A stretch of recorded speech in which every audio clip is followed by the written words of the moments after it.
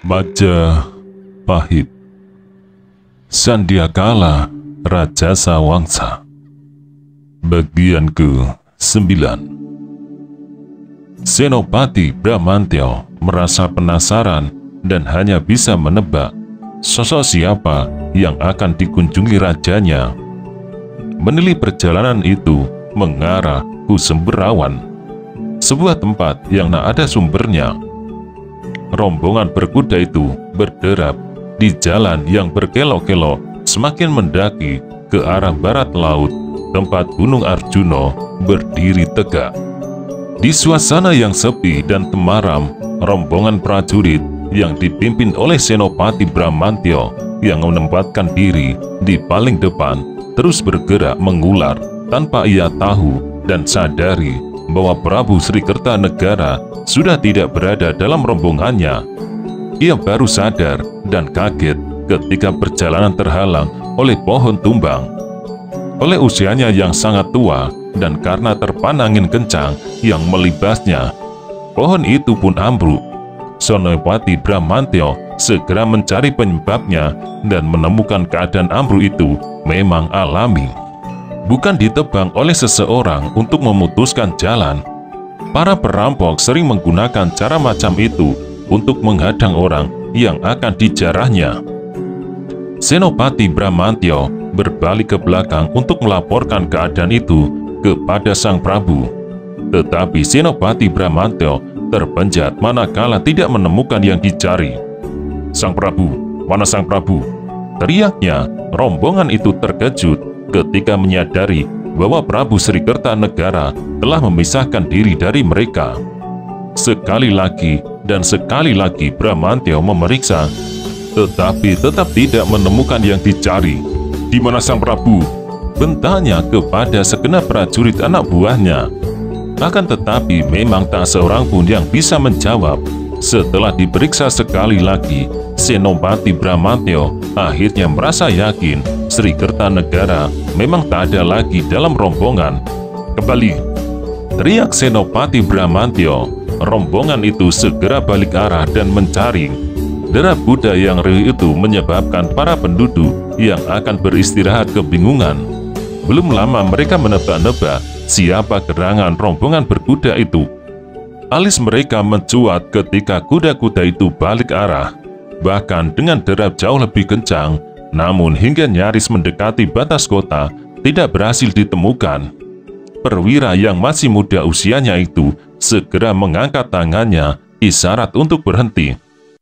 "Ada yang punya dugaan siapa kira-kira orang sakrit yang dikunjungi Sang Prabu?" Tak seorang pun yang bisa menjawab. "Sial," umpat Senopati Bramantyo. "Kakang Panglima Lembu Anabrang pasti akan marah kepada kita yang dianggap tidak becus melaksanakan tugas." Bramantyo yang masih duduk di atas kudanya bergerak mondar-mandir. "Ayo, kita periksa sekali lagi jejak perjalanan kita," perintahnya. "Kita temukan jejak kaki kuda yang memisahkan diri. Pasti ketemu." Adalah Prabu Sri Kertanegara yang memacu kudanya dengan tenang setelah dengan diam-diam ia berhasil memisahkan diri. Ketika mendung tebal, ia melambatkan kudanya tanpa disadari oleh para prajurit yang mendahulunya, hingga akhirnya raja berbelok saat melintas sebuah tikungan. Bulan dengan setia mengiringi perjalanannya menuju sebuah tempat yang dahulu pernah dianggap paling mengerikan karena menjadi sarang berbagai binatang buas, tetapi kini telah berubah menjadi tempat yang menyenangkan. Hunian subur yang menjadi tujuan banyak orang untuk bertempat tinggal. Angin semilir dingin menjemput raja ketika memasuki pintu gerbang pedukuhan Karautan. Beberapa orang menjaga keamanan segera berloncatan menghadang ketika melihat seseorang menunggang kuda akan memasuki pedukuhan mereka. Meskipun malam diterangi bulan, di antara mereka ada yang memegang obor. "Mohon berhenti Kisana," kata petugas ronda itu ketika Sri Kertanegara turun dari kudanya. Akan tetapi petugas ronda itu mengenali siapa yang datang. Demikian juga dengan para temannya. Dengan segera mereka menekuk kaki dan menyembah. "Selamat datang di Karautan tuanku," kata salah seorang dari mereka. "Terima kasih," Jawab Kertanegara. Bagaimana keadaan Ki Buyut Karautan? Beliau ada, tapi sedang sakit tuanku. Mari, silakan kami temani. Jarak gerbang pedukuhan dengan rumah Ki Buyut Karautan tak seberapa jauh. Sri Kertanegara melanjutkan sisa perjalanannya dengan berjalan kaki dengan para penjaga keamanan pedukuhan menemani. Beberapa yang lain mengambil alih kuda dan sebagian melanjutkan tugasnya mencari rasa aman. Karautan sungguh tentram dan tertata, rumah-rumah berhalaman luas yang diatur dengan rapi. Sepanjang jalan berbaris turus-turi dan berpagar pohon beluntas yang diatur rapi karena selalu dibangkas. Penduduk Karautan tidak akan kekurangan bahan makanan. Padang luas rumput alang-alang telah diubah menjadi persawahan, sementara tanaman apapun yang ditancapkan ke tanah akan hidup dengan subur. Namun meski berubah, sejatinya ada yang tetap sama. Karautan yang berada di tenggian itu adalah tempat yang sering didatangi kabut. Seperti pada malam itu, kabut tipis turun dari Arjuna, menyebabkan apapun yang singgah di pandangan mata terlihat tidak begitu jelas. Kebutuhan rumah tangga terpenuhi karena nyaris semua penduduk menanam laos, kencur, dan pohon bambu yang lain. Apabila ingin memasak pecel, daun bayam dan kembang turi tersedia dalam jumlah berlimpah. Berbagai buah mulai dari buah jambu hingga mangga berlebihan jumlahnya hingga berjatuhan. Para pohon kenitu juga sedang berbuah sangat lebat, tetapi tidak mungkin berjatuhan karena buah kenitu berpegangan kuat pada tangkainya. Hingga matang dan membusuk, buah kenitu mustahil jatuh. Buah yang matang nantinya akan kering di batangnya. Tidak ada gunanya menggunakan aji-aji rok-rok asem untuk meruntuhkan mereka. Orang yang ditengok Prabu Kertanegara adalah Buyut Karautan yang mempunyai tempat cukup luas di hatinya. Dialah sosok yang di mata Kertanegara memiliki kelebihan luar biasa karena ketajaman mata hatinya. Buyut Karautan merupakan sosok yang weruh sadurunge winara. Yang ramalannya selalu terbukti. Buyut Karautan sejatinya tidak meramal, dia sekedar mengintip apa yang akan terjadi pada masa depan. Itu yang ia lakukan dengan Hanutikun Babatan Hawa Songo. Sri Kertanegara bersahabat dengannya sejak Ki Buyut masih muda. Saat ia masih menggunakan nama Mertopati, seorang prajurit pilih tanding yang mengabdikan kepada mendiang ayahnya. Sri Kertanegara mengerutkan dahi ketika langkah kakinya mendekati pendopo. Di sana beberapa orang laki-laki sedang berbaris menempatkan diri sebagai among tamu dan siap mengayu Bagyo kehadirannya. Menakjubkan memang, tetapi Raja Singosari itu tak perlu merasa heran lagi. Buyut Karautan memiliki mata hati yang tajam. Ia tahu akan ada tamu yang datang, dan karena itu telah memerintahkan beberapa tetangganya untuk pacak baris di pendopo. Sri Kertanegara mengangguk ketika para among tamu itu menghormat dengan cara menyembah sambil menekuk sebelah kaki bertumpu di tanah. Sri Kertanegara tidak perlu merasa sungkan untuk menyentuhnya dan meminta mereka berdiri, bahkan menjabat tangannya. Sri Kertanegara kemudian diantar masuk ke ruang utama, sebuah ruang seluas pendopo. Di sana di atas pembaringan, Ki Buyut Karautan sedang meringkuk karena sakit yang telah lama dideritanya, dengan ditunggui oleh beberapa kerabat dan tetangganya. Ki Buyut tersenyum melihat kedatangan tamunya. Lelaki tua itu berusaha memberi hormat dengan menyembah, tetapi raja bergegas mendekat dan melarangnya. "Bagaimana Kakang Buyut tahu saya akan datang?" tanya Kertanegara yang duduk di sudut pembaringan sambil menggerayangi tangan laki-laki tua itu. Buyut Karautan tersenyum. "Angin yang baik hati memberitahu tuanku," jawabnya. "Tetapi hamba merasa heran karena tidak mendengar derap banyak kuda yang semula serasa berdentang-dentang di gendang telinga hamba." Sekali lagi dan telah berkali-kali Sri Kertanegara menyaksikan kelebihan kakek tua itu. Untuk kehadirannya kali ini, ia bisa melihat perjalanannya ketika masih berada dalam rombongan bahwa buyut Karautan tidak melihat selengkapnya, menjadi pertanda kakek tua itu masih memiliki kekurangan. Ia tidak mungkin menyaingi Tuhan, ia hanya manusia biasa dengan segala kekurangannya. Mengintip apa yang akan terjadi sebenarnya bukanlah haknya. Bulan yang telah tidak lagi bulat sempurna selanjutnya berada nyaris di atas kepala dan berusaha memberikan sinarnya di antara para mega yang berarak dan mendung yang telah menyebar di segala penjuru.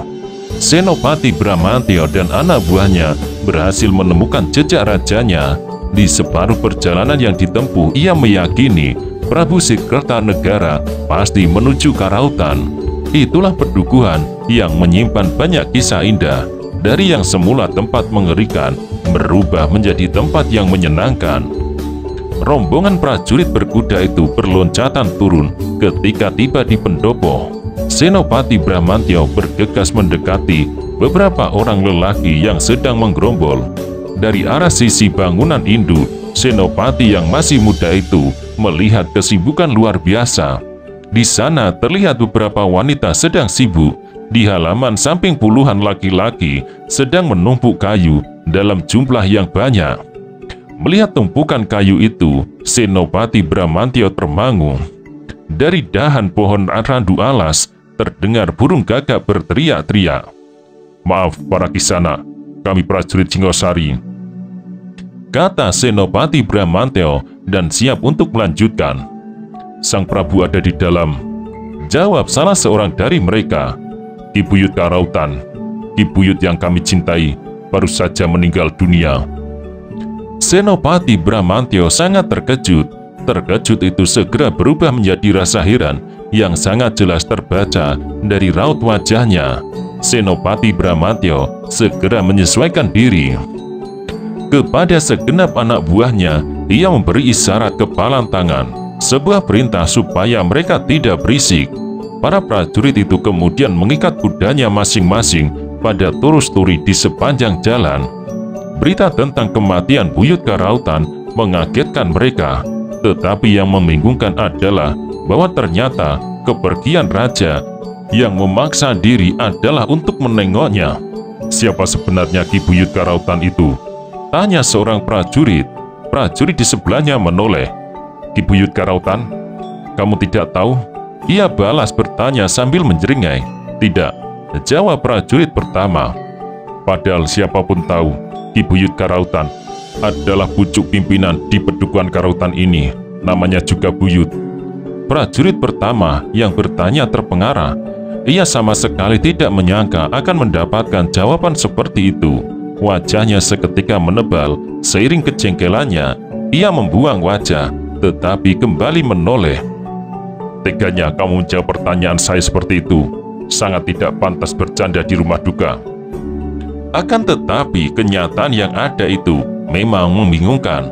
Selama ini tidak pernah ada cerita tentang persahabatan antara Raja Srikertanegara dan pimpinan pedukuhan Karautan. Namun bahwa malam itu Srikertanegara menyempatkan datang, menempuh jarak lumayan jauh dari Singosari, membuktikan adanya hubungan pribadi antara mereka. Bisa dipastikan hubungan itu sangat erat. Atas perintah Senopati Bramantyo, segenap prajurit yang mengiringinya tidak boleh tinggal diam.